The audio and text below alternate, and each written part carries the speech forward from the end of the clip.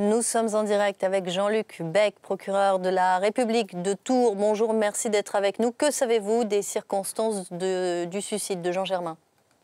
Écoutez, en l'état, j'ai peu d'éléments à communiquer pour le moment, sinon que je ne peux que malheureusement confirmer le décès de M. Jean Germain et que tout porte à croire qu'il a lui-même mis fin à ses jours ce matin alors qu'on l'attendait à l'audience du tribunal correctionnel. Vous nous confirmez que Jean Germain a utilisé un fusil de chasse pour mettre fin à ses jours ? Oui, absolument. Monsieur Germain a été retrouvé dans son garage avec un fusil de chasse et manifestement un coup a été tiré par lui-même, sous réserve bien évidemment des conclusions de l'autopsie que je vais faire pratiquer. Mais bon, en l'état, le suicide ne fait pas de doute. Un suicide appuyé par 2 lettres d'adieu qu'il aurait laissées ? C'est-à-dire que son avocat lui-même a eu communication de la lettre avant même que les autorités l'aient, puisque ce courrier a été trouvé par une collaboratrice de M. Germain, et où effectivement il indique que le passage en justice lui paraît intolérable et qu'il est victime d'une injustice. Alors évidemment, ce matin, il y avait les premières constatations. Quelle est la suite des événements pour vous ? Bien, écoutez, en l'état,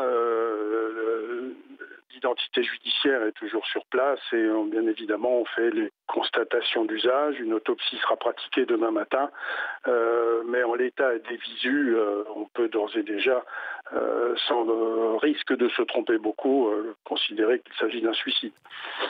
Jean Germain devait comparaître dans un procès, le procès dit des mariages chinois. Ce procès va forcément donc être reporté à présent.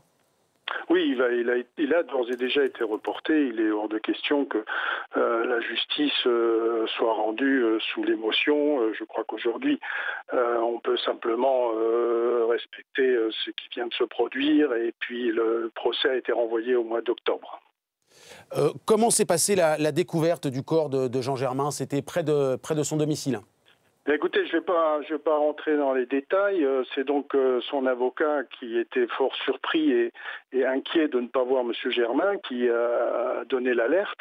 Et au moment où l'avocat faisait part au tribunal de ses craintes, un coup de téléphone était arrivé au commissariat de police par la collaboratrice, une des collaboratrices de M. Germain, qui avait donc trouvé ce courrier.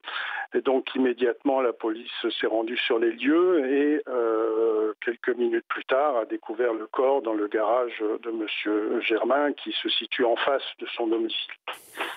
Est-ce que vous aviez eu connaissance d'un tel niveau de désespoir du sénateur ?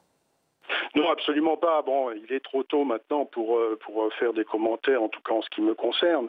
Il est clair que le fait qu'il ait laissé des lettres montre que c'est pas simplement ce matin qu'il a pris conscience que c'était insurmontable. Maintenant, je crois qu'il vaut mieux respecter dans un premier temps le fait qu'il soit décédé. Et puis, je ne souhaite pas rentrer dans une quelconque polémique.